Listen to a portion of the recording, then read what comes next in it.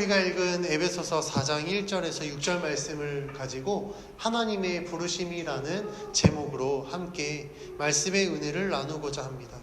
우리가 계속해서 에베소서 말씀을 통하여서 이 교회를 향한 하나님의 뜻과 계획하심을 함께 살펴보면서 특별히 오늘 우리가 읽은 말씀은 교회, 우리를 성도로 부르신 하나님의 그 부르심에 대하여서 살펴보고자 하는데, 먼저 그 부르심을 우리가 살펴보기 전에 우리를 부르신 하나님이 누구이신가, 어떤 분이신가를 함께 살펴보고자 합니다. 오늘 본문 말씀에서 이 우리를 부르신 하나님에 대하여서 이야기할 때 6절 말씀에 이렇게 이야기합니다. 하나님은 한 분이시다. 그 한 분이신 하나님께서 첫 번째 만유의 아버지시다라고 이야기합니다. 하나님이 만유의 아버지다라는 사실은 우리가 하나님의 창조 사역을 통해서 알 수 있습니다. 왜냐하면 세상의 모든 것이 하나님으로부터 말미암았습니다. 그러니까 하나님으로부터 창조되어졌기 때문에 하나님은 만유의 아버지, 창조주가 되어 주십니다. 그래서 하나님께서 아버지가 되신다라는 것은 그를 믿는 모든 자들이 하나님 안에서 하나님으로 말미암아 창조되었고 부르심을 받았고 구원받았다라는 것을 의미합니다.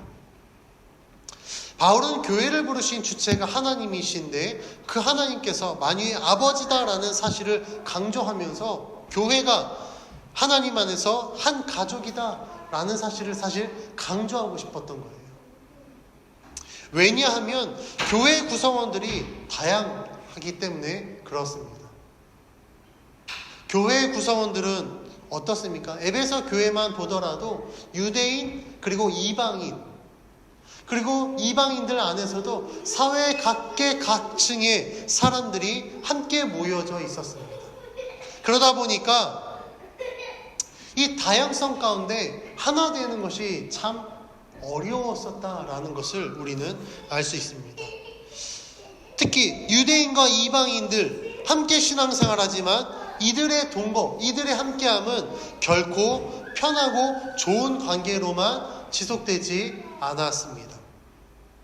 교회가 하나 되지 못하게 만드는 결정적인 문제는 아마도 유대인들이 갖고 있었던 이 유대주의, 선민사상이 아니었을까 싶습니다.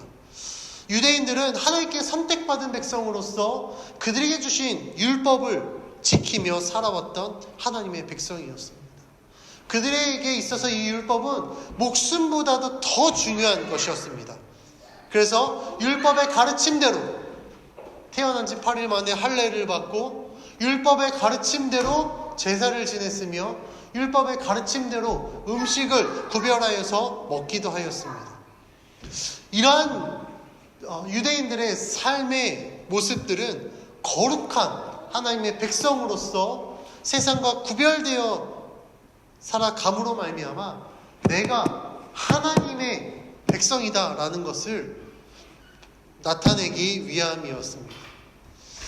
이렇게 거룩하게 구별된, 정말 절제하고 구별된 삶을 살았던 이 유대인들에게 있어서 이방인들, 그리스도인들의 모습은 참으로 한탄스러운 모습이었을 것입니다. 왜냐하면 이방인들은 할례를 받지도 않았습니다. 음식을 구별하여 먹지도 않았습니다. 시간을 구별하여서 개인적인 신앙의 시간으로 기도할 수 있겠지만 유대인들과 같이 하루의 시간을 매 시간 구별하여서 하나님 앞에 기도하지도 않았습니다. 하나님께서 유대인들에게 율법을 통해서 금하신 것들이 이방인들에게는 너무나도 자연스러운 것이었습니다. 그 모습을 바라본 유대인들은 어땠을까요? 우리들은 이렇게 절제하고 우리들은 이렇게 구별된 삶을 사는데 전혀 구별되지도 않은 이방인들이 함께 신앙생활하면서 나도 구원받았어, 나도 하나님의 백성이야 라고 이야기하는 가운데 하나 되지 못하는 모습들이 있었습니다. 제가 유대인의 입장에서 생각해 봤습니다. 그러면요, 저도 똑같았을 것 같아요. 너무 억울했을 것 같아요. 왜냐하면 나는 이렇게 구별된 삶을 살고 있는데, 나는 이렇게 절제하고 있는데 전혀 절제되지 않은 누군가가 똑같이 구원받는다. 저도 억울했을 것 같습니다. 그래서 교회 안에 갈등의 문제가 있었습니다. 이러한 갈등의 문제를 해결하기 위해서 사도 바울은 이 만유의 아버지 하나님을 언급하면서 그 만유 가운데 하나님으로 인하여 우리가 모두가 다 하나님을 아버지다라고 부를 수 있는 하나님의 자녀됨을 이야기할 때 예수 그리스도를 언급합니다. 왜 그렇습니까? 우리가 하나님의 자녀됨에 있어서 가장 중요한 것은 예수 그리스도이기 때문에 그렇습니다. 우리가 구원받을 수 있었던 것, 그것은 어떤 율법의 행위도 아니고 혈통적으로 유대인이어서가 아니라 우리는 철저하게 예수 그리스도를 믿는 믿음으로 하나님의 자녀가 되었습니다. 하나님은 그 복음을 우리들에게 주셔서 이제는 혈통도 아니고 율법의 행위도 아닌 오직 예수 그리스도를 믿는 믿음으로 말미암아 하나님의 자녀가 된 것입니다. 예수 그리스도를 통한 이런 구속 사역으로 인해서 하나님은 자연스럽게 유대인만의 아버지가 아니라 이제는 유대인을 넘어서 만유의 아버지가 되어주셨다라는 것을 강조하는 것입니다. 하나님의 구원을 받는 자는 예수 그리스도를 믿는 자요, 예수 그리스도를 믿는 자는 곧 하나님의 자녀가 되기 때문에 하나님은 예수 그리스도를 믿는 모든 자, 모든 만유의 아버지가 되어주신다라는 사실을 강조하고 있습니다. 두 번째, 하나님에 대하여서 사도 바울은 만유 위에 계시고 또한 만유 가운데 계신다라고 이야기합니다. 하나님이 만유 위에 계신다라는 것은 하나님이 세상의 주권자임을 의미합니다. 당연한 원리겠죠. 하나님이 만물을 창조하셨으니까 창조하신 주권자께서 만유 위에서 그들을 통치하시는 것, 이거는 당연한 원리입니다. 그런데 만유 위에 계실 뿐만 아니라 만유 가운데 계신다라고 이야기합니다. 하나님께서 소유권뿐만 아니라 그것을 운행하시는 통치자로서 만유 가운데 계신다. 이것은 매우 놀라운 사실입니다. 제가 어렸을 때 동화를 읽었을 때도 그렇고 영화를 보더라도 그렇지만 참 백성을 생각하는 왕들은 어떨까요? 그 왕들은 왕궁에만 있지 않습니다. 밤에 아니면 낮에 일반인들처럼 똑같이 옷을 입고 백성들 사이 속으로 들어갑니다. 백성들의 삶으로 들어가서 그들이 어떠한 것을 고민하고 무엇이 문제가 있는지, 어떤 어려움이 있는지 백성들에게 직접 이야기를 듣고 왕이 백성들을 위한 정책을 펼칩니다. 그렇지 않으면 어떻게 될까요? 아마 신하들이 보고만을 가지고서 국정을 운영할 겁니다. 그러면 어떻게 되겠습니까?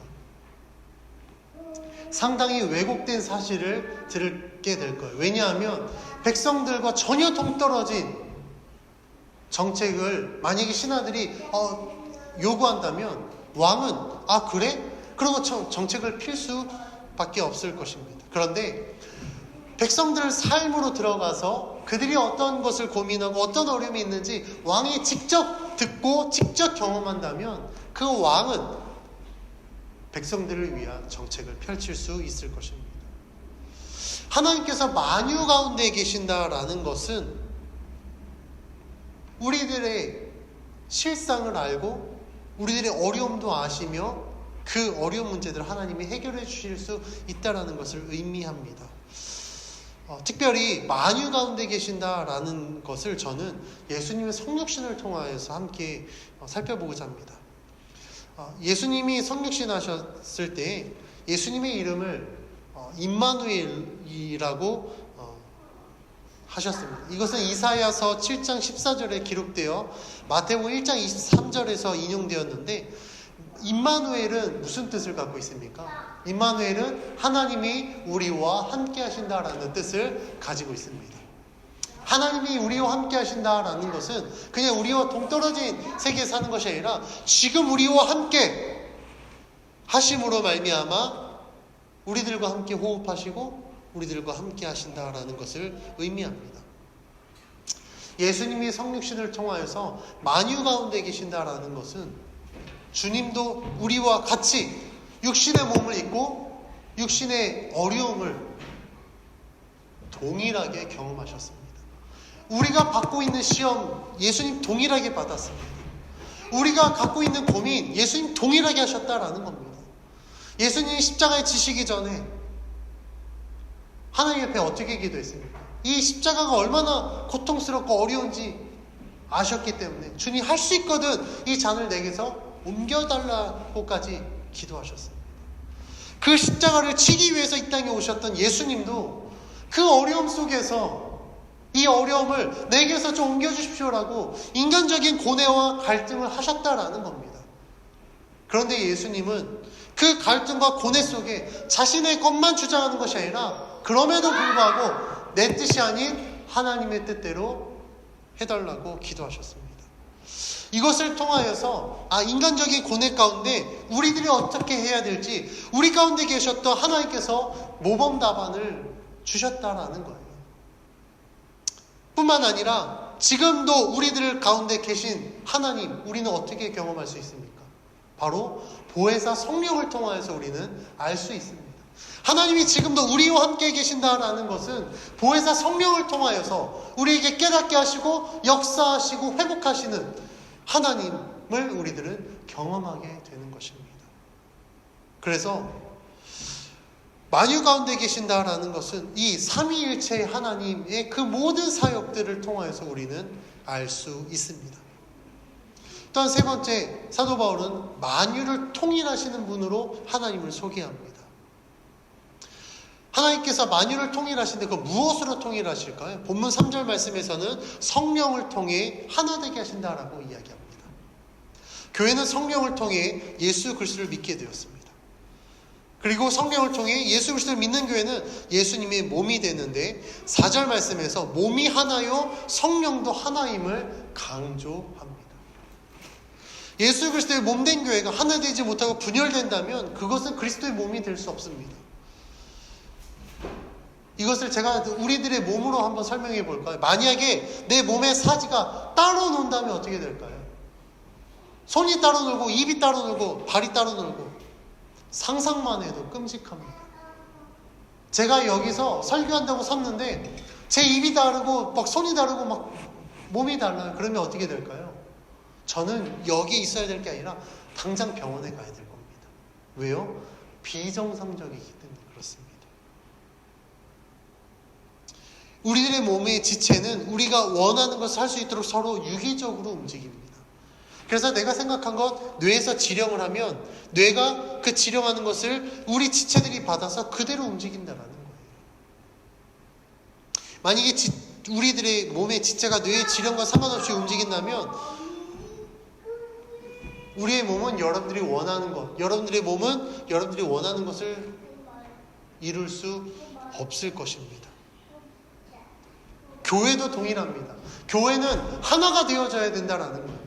만약에 교회가 하나 되지 못하면 어떻게 될까요? 우리의 육신이 잘못돼서 우리들의 지체가 잘못돼서 병원 간 것처럼 그 교회의 모습은 반드시 치료가 필요합니다.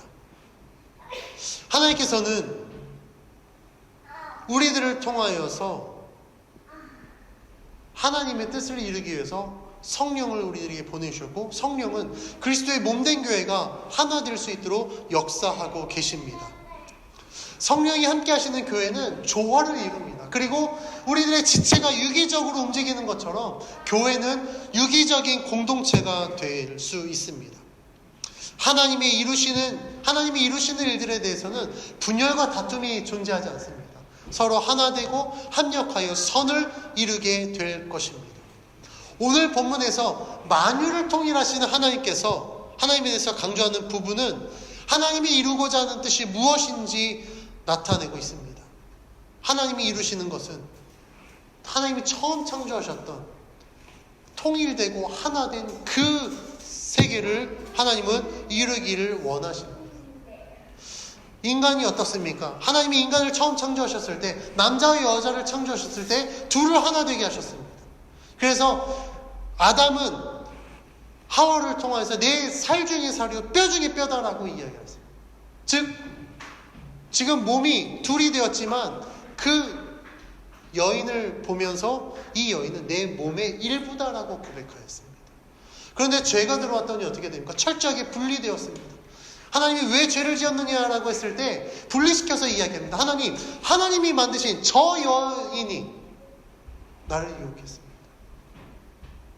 창조됐을 때는 하나 되었다라고, 내 뼈 중에 뼈, 살 중에 살이다라고 고백했던 그 여인을 이제는 분리시켰다라는 겁니다.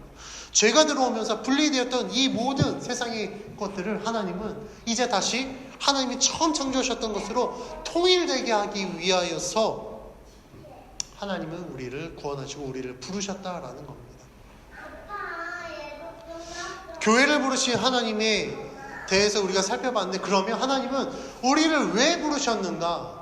그 부르심의 목적에 대하여서 우리가 살펴보고자 합니다.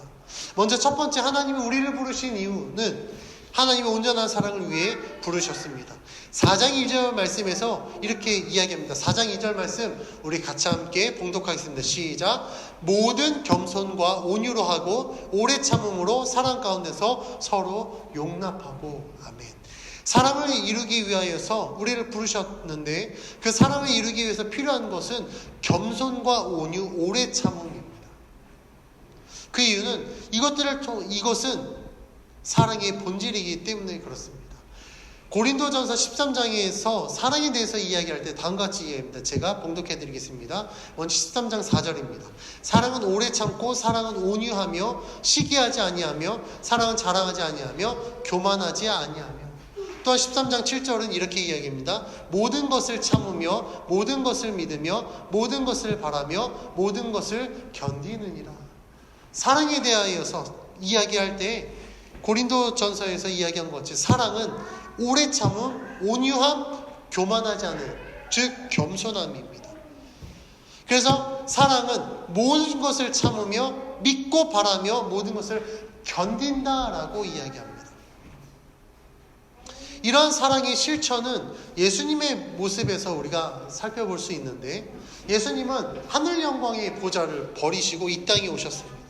그것은 곧 예수님의 겸손을 의미합니다. 모두가 정죄하는 죄인들에게 다가가셔서 그들을 꾸짖고 정죄하는 것이 아니라 사랑으로 용서하셨고 십자가의 고통을 참으시며 하나님의 구원을 이루신 이 예수님의 모습에서 우리는 성경이 말하는 참된 사랑의 본질을 찾아볼 수 있습니다. 예수님이 몸소 실천하신 것을 통하여 성도들에게도 사랑의 실천을 위해 겸손과 오래 참음, 온유함이 요구되어집니다. 제가 결혼을 하고 자녀를 양육하면서 이 사랑의 본질을 실천하는 게 굉장히 어렵다는 것을 다시 한번 깨닫게 됩니다. 내가 겸손하지 않으면 절대 사랑할 수 없게 되더라고요. 제가 결혼하고 결혼 초기에 신혼 초에 아내와 여러 가지 부분에서 충돌이 있었습니다. 물론 저는 과거형으로 이야기할 때 저희 아내는 지금 현재형으로 이야기할지 모르겠습니다. 그런가요? 왜냐하면 제가 아내보다 더 많이 알고 있는 부분들이 있습니다. 그리고 더 잘하는 부분들이 있습니다. 그러니까 제가 더 많이 알고 잘하고 있으니까 자꾸 그 부분에 대해서 아내에게 이야기하는데, 저는 그것을 조언이라고 이야기했는데 아내는 그걸 잔소리로 받아들이더라고요. 왜냐하면 어떤 부분에 있어서는 제가 사실 잔소리하는 것도 있었습니다. 왜냐하면 그게 당연했습니다. 내가 더 많이 알고 있고 내가 더 잘하니까. 그런데 어느 순간 이런 마음 속에 제가 내 안에 교만함이 들어와서 자꾸 아내를 정죄하고 판단하는 모습들이 있었다라는 것을 발견하게 됐습니다. 오래 참으면 어떻습니까? 제가 아내랑 자녀 양육에 대해서 서로 대화를 할 때 공감하는 것은 참 우리 안에 오래 참지 못하는 모습들이 있다라는 겁니다.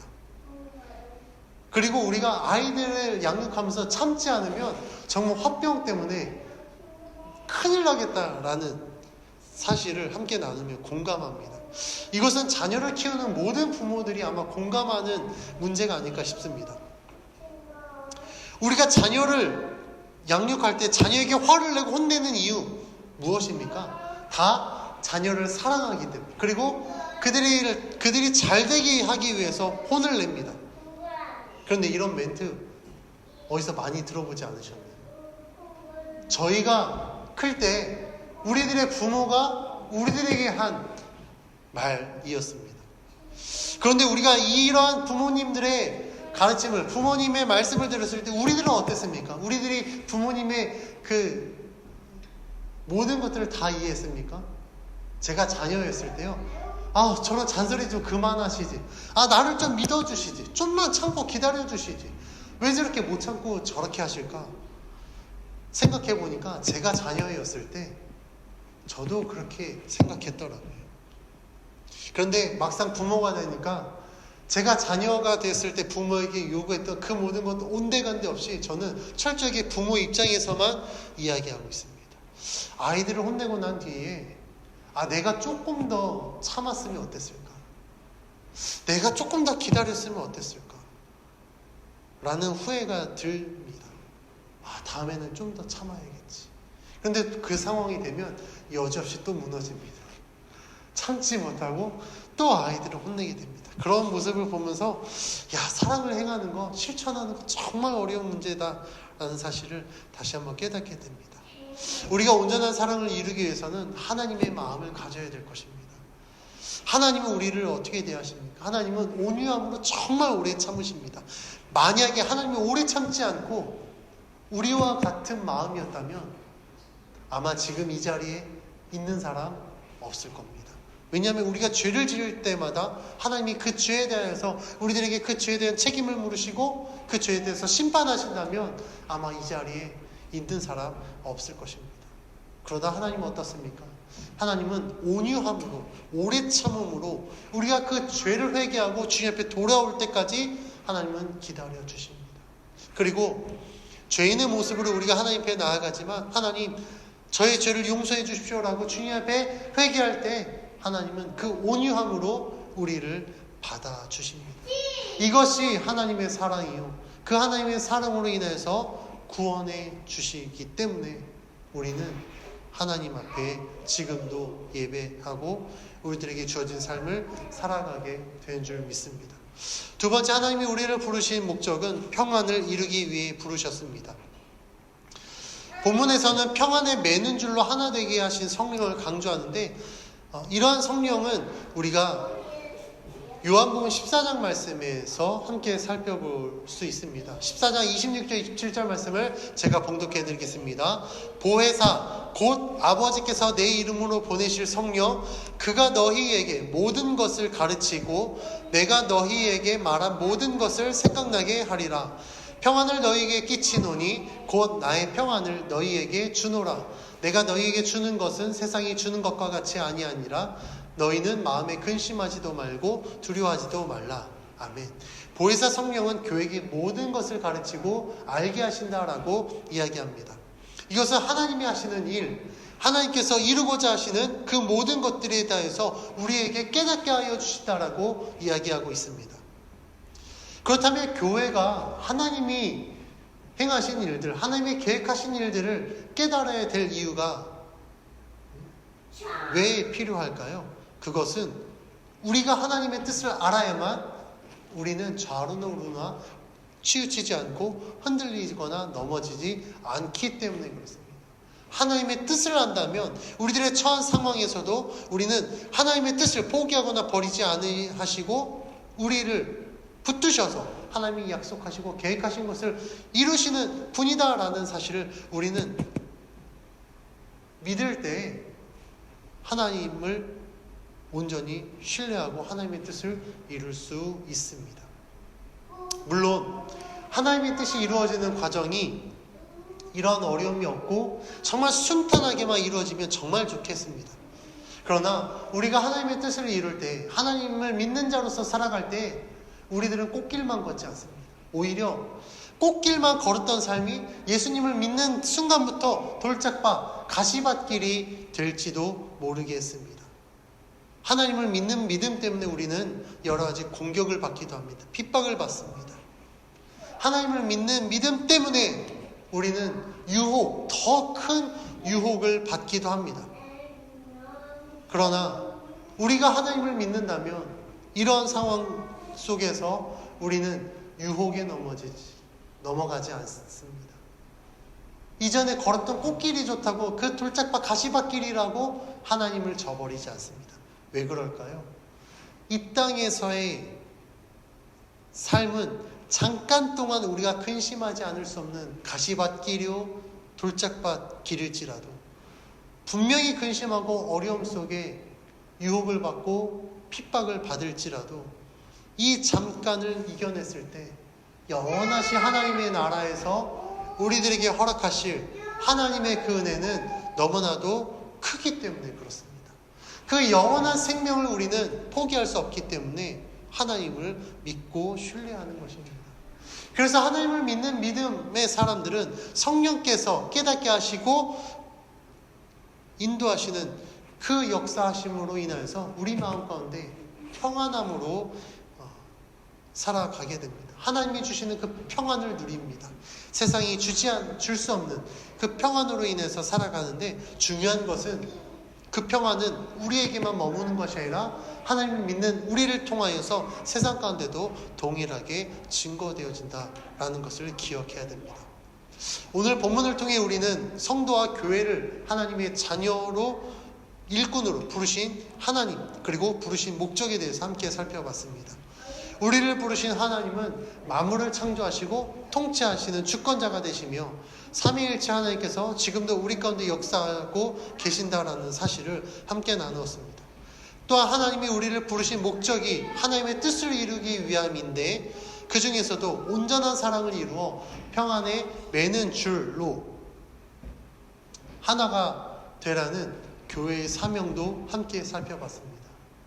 우리는 본문 말씀을 통해 우리의 삶과 사역을 돌아보기를 원합니다. 과연 나는 하나님이 부르신 뜻대로 살아가고 있는가?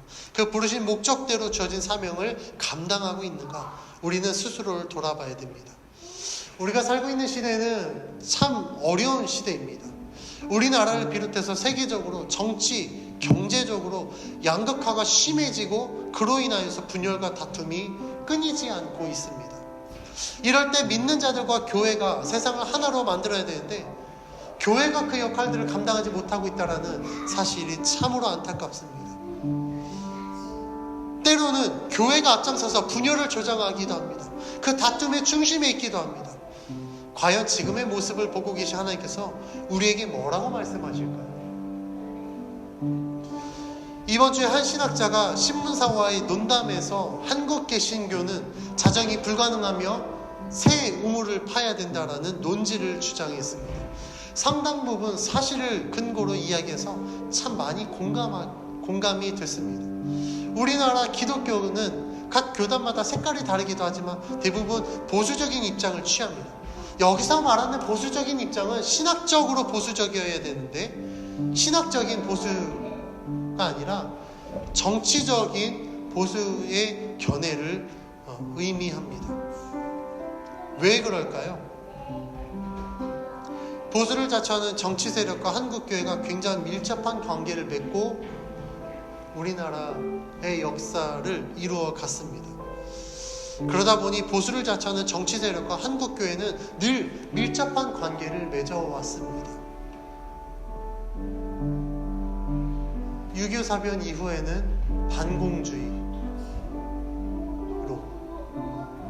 왔고 지금 우리가 살고 있는 이 시대에는 여러 가지 많은 문제들을 통하여서 보수 세력과 교회가 밀접한 관계를 맺었습니다. 그런데 우리가 분명히 알아야 될 것은 정치와 교회는 철저하게 분리되어야 됩니다.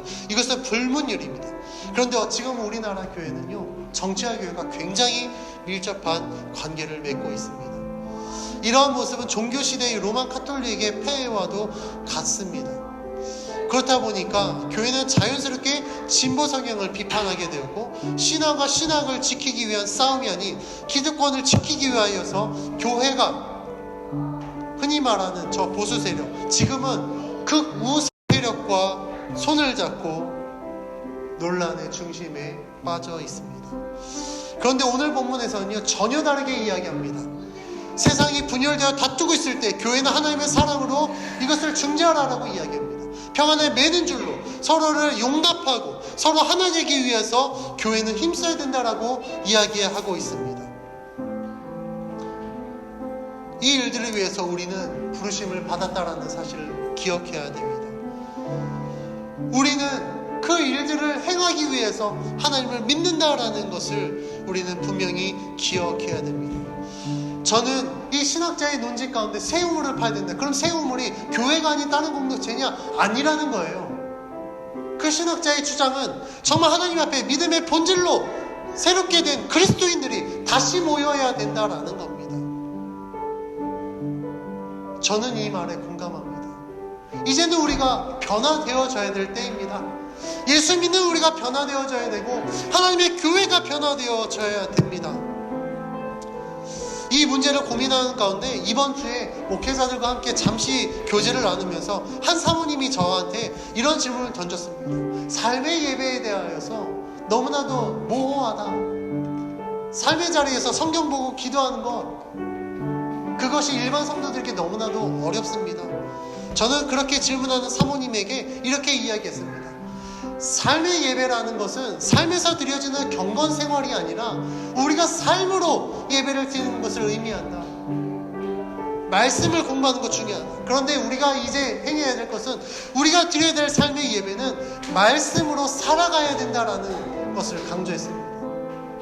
우리가 언제까지, 오늘 말씀에서 예를 들면 언제까지 사랑만 이야기하겠습니까? 사랑의 본질에 대해서 우리가 실천하지 않으면 사랑은 뜬구름과 같습니다. 우리가 이제 삶으로 드리는 예배는 사랑은 이런 거야. 예배 가운데 말씀 듣고 깨닫는 것은 끝나는 것이 아니라 그것을 깨달았다면, 그것이 나에게 도전이 되었다면 이제는 우리의 삶의 자리에서 그 사랑을 실천하는 게 우리가 드려야 될 삶의 예배인 것입니다. 성령께서 함께 하신다. 이것을 깨닫고 그래, 예배 가운데 들었으니까 예배 가운데 그 성령의 역사심을 느낀 그 전율로 끝나는 것이 아니라 이제는 그 성령의 역사심을 우리들의 삶의 자리에서 실천해야 하는 것이 우리가 드려야 될 삶의 예배입니다. 사랑하는 성도 여러분, 코로나 시대는 분명히 한국교회에게 큰 위기 상황입니다. 그러나 위기는 곧 기회다라는 말이 있듯이 이것은 우리로 하여금 이제 종교 생활, 종교 행위로 끝나는 것이 아니라 삶 가운데 우리가 예배의 본질을 회복하고 신앙의 본질을 회복하여서 이제는 말씀으로 살아가는 삶을 회복할 수 있는 좋은 기회가 될 줄 믿습니다. 사랑하는 여러분, 말씀으로 살아가십시오. 말씀으로 회복되십시오. 이제 우리가 아는 것으로 끝나는 것이 아니라 아는 것을 실천해야 될 때입니다. 우리가 알고 있는 말씀, 우리들이 알고 있는 예배, 우리들이 알고 있는 하나님, 그 하나님을 세상 가운데서 우리의 삶의 자리에서 실천한다면 이 세상은 우리들의 실천을 통하여서, 우리들의 삶을 통하여서 변화되어질 것입니다. 아마 그 신학자가 이야기한 새 우물을 파야 된다는 것이 바로 이러한 것일 줄 믿습니다. 어떤 행위로서가 아니라 정말 믿음의 본질로 회복되어져서 각자가 삶의 자리에서 하나님의 말씀으로 사랑을 실천하고 평안을 실천하고 온유와 겸손함과 오래 참음을 실천한다면 우리들이 겪고 있는 이 어려운 문제들 반드시 해결될 줄 믿습니다. 반드시 그렇게 실천하는 성도들을 통해서 하나님이 역사하실 줄 믿습니다. 우리를 부르신 하나님의 목적, 그것을 분명히 기억하십시오. 그리고 그 부르심의 목적대로 여러분들이 또한 제가 쓰임받기를 간절히 축원합니다.